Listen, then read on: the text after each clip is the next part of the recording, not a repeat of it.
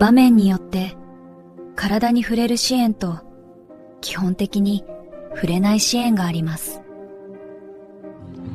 ご本人の気持ちを尊重し、自然に受け止めます。危険度や特性を総合的に判断します。慌てず、まずは声かけを大切にします。無理な力は支援員の怪我にもつながります。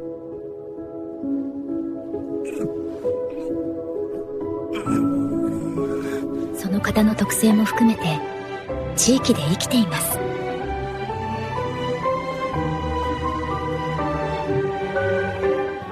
一人一人が判断できる支援を大切にしていきたいと思います。